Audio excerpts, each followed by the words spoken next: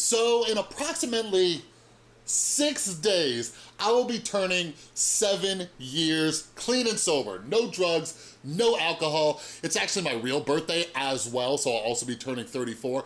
But anyways, what I wanted to do is make a series of videos discussing how I hit different years of sobriety, because they were all a little bit different. So in this video, let's talk about how to get 1 year clean and sober.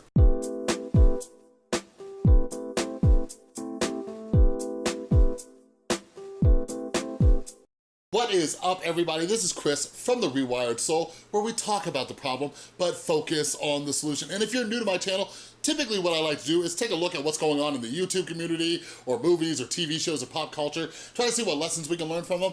But I am very, very passionate about mental health, addiction recovery, and all of that, so you get a little variety when you come to my channel. But if you're into any of that stuff, make sure you subscribe and ring that notification bell. And do me a favor, for my birthday, you, all your friends, go follow me on Instagram and Twitter at The Rewired Soul, all right? I love engaging with all of you beautiful people, and I put up different announcements and everything like that, like, you know, when I put up a new blog post or a podcast and all that good stuff. So follow me on Instagram and Twitter at The Rewired Soul, okay? So yeah, I'm going to talk about my first year sober. So a couple things.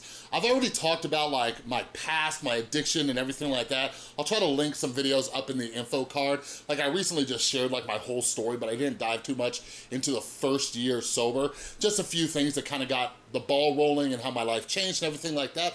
But the second thing is, like, I hope you realize this, but I'll just say it, you know? Like, everybody's path of recovery is different, all right? My way is not the best way. My way might not be the right way for you. Something I was taught very early on was what keeps me clean might get you loaded, all right? So what I was taught was just, you know, listen to these stories, get inspiration, maybe some of the tips and tools might be able to help you out, all right? And if you know anybody who's struggling with addiction or in their first year clean and sober, do me a favor, share this video with them, all right? So anyways, first year sober.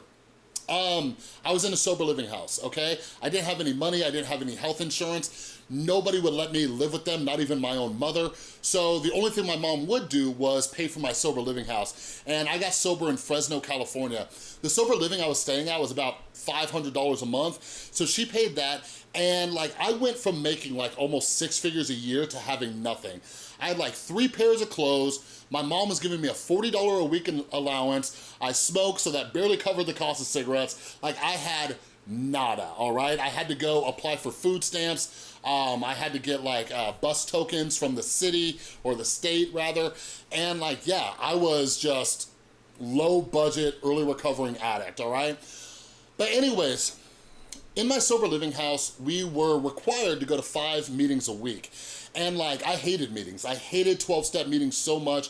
I thought it was all about like, you know, God or Jesus. I thought they were gonna try to convert me, and like, I ain't about that life, everything like that. But I was supposed to go to 5 meetings a week. Now, here's the thing. Like, you had to get a little piece of paper signed. So my first week or two there, I forged those signatures. There was like a couple times where I tried to like cram all the meetings in one day because I'm a huge procrastinator. But other times I forged the signature, all right? But what ended up happening was I started to go crazy, right? Because I usually self-medicated with drugs or alcohol, and now I couldn't do that because I would have been kicked out on the street.